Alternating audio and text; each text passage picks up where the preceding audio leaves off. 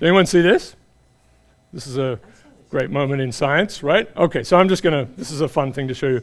I may have tweeted something like, this is using your noodle. So Richard Feynman, who we'll reference again, you know, he's not necessarily the greatest human in the world, but he was a fantastic physicist and thinker.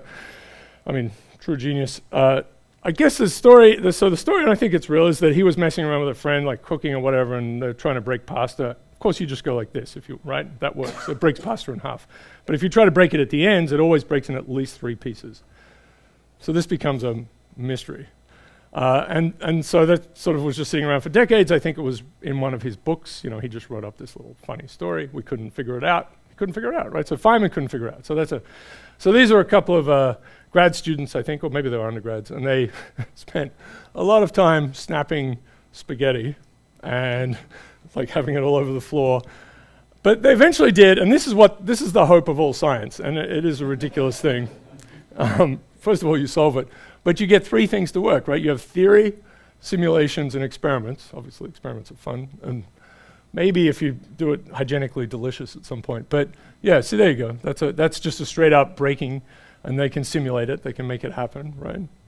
So they made a little robot to do it, a little thing that bends. And so they solved it. So the thing is, you twist it 360 degrees and then snap it.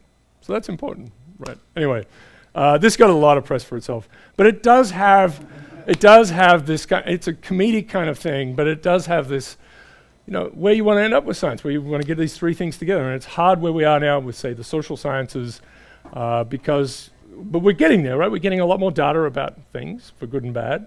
And people keep asking deceptive questions of people in psychology experiments. So, although, right, social psych is in a lot of trouble, isn't it?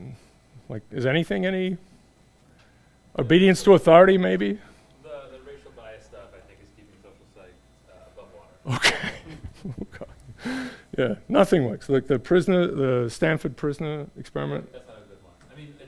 I mean, it's famous though, yeah, right? Yeah. It's a good principle, but it was a bad experiment. Yeah. Unfortunate experiment. Yeah. Unethical. Right.